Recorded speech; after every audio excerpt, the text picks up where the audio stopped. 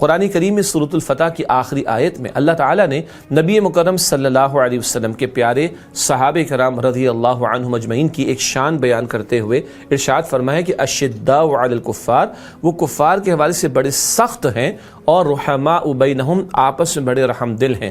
کفار پر سخت ہونے کا ایک مفہوم یہ ہے کہ کفار لاکھ کوششیں کریں، ظلم و ستم کے پہاڑ توڑیں، دین کی شدید مخالفتیں کریں، وہ ان نبی مکرم علیہ السلام کے صحابہ کرام کو سخت چٹان کی طرح استقامت کا مظاہرہ کرتے ہوئے پائیں گے۔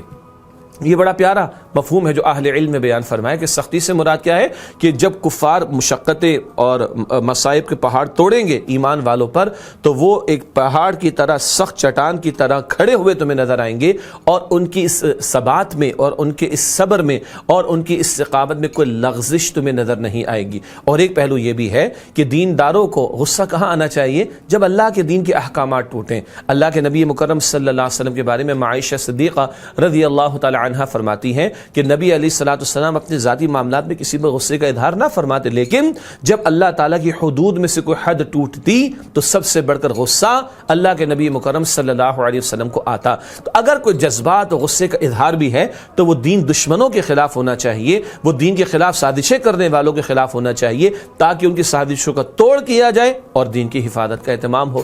آپس میں وہ بڑے رحم دل ہیں، رحماء بینہم، آپس میں بڑے رحم دل ہیں۔ مواخات کے رشتے کو یاد رکھ لیجئے، جب ایک انصاری اور مہاجر بھائی کو نبی اکرم علیہ السلام نے بھائی بھائی بنا دیا، اور کیسے کیسے ایثار کے جذبات ہمارے سامنے آتے ہیں۔ بردرہڈ اس مواخات کے رشتے کو انگریزی میں کہا جاتا ہے، اور یہی نبی مکرم صلی اللہ علیہ وسلم کے پیارے صحابہ کے وہ واقعات کہ ایک گھر سے کھانا چلتا ہے اور 7 گھروں سے ہو کر اسی گھر میں واپس آ جاتا ہے۔ کیوں؟ ہر بھائی کہتا ہے کہ دوسرا زیادہ ضرورت مند ہے، اور قرآن بتاتا ہے سورہ حشر کی آیت نمبر 9 میں وَيُؤْثِرُونَ عَلَىٰ أَنفُسِهِمْ وَلَوْ كَانَ بِهِمْ خَصَاصَةٌ، وہ اپنے اوپر دوسروں کو ترجیح دیتے ہیں، پریفرنس دیتے ہیں، خواہ خود کتنی ضرورت مند کیوں نہ ہو۔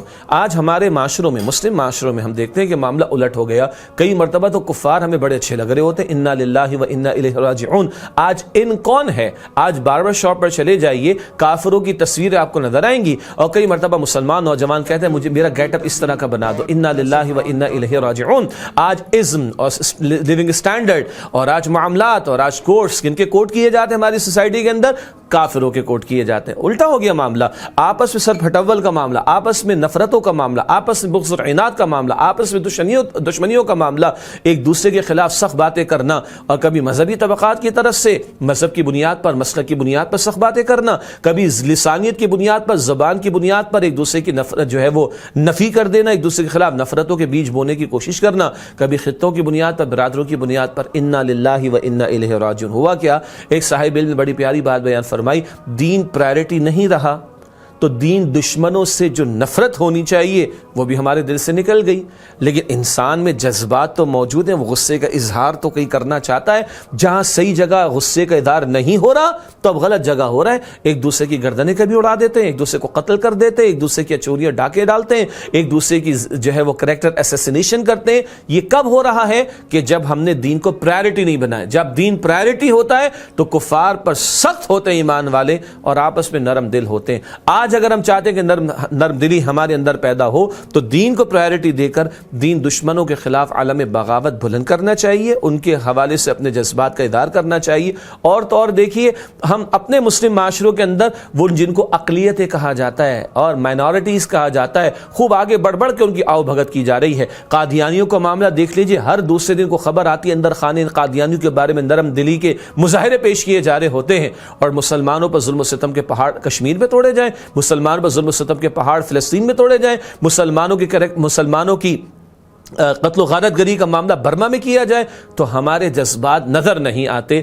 اور عجیب معاملہ ہے، جبکہ بات یہ تھی کہ کفار کے معاملے میں سخت ہونا چاہیے اور آپس میں نرم دل ہونا چاہیے۔ یہ کب ہوگا؟ جب دین میری اور آپ کی ترجیح اول بنتا ہے تو پھر یہ معیار بنتا، اور دین ترجیح اول نہ ہو تو کفار کے بارے میں بڑے کشادہ دلی کے معاملات ہوں گے اور آپس میں ظلم و ستم ہو رہا ہوگا۔ کس قدر انتہائی افسوسناک صورتحال ہے دین کو فراموش کر دینے کی وجہ سے، جس سے آج ہم گزر رہے ہیں۔ اللہ تعالیٰ مجھے اور آپ کو، ہم سب کو دین اسلام کو ترجیح اول بنانے کی توفیق عطا فرمائے۔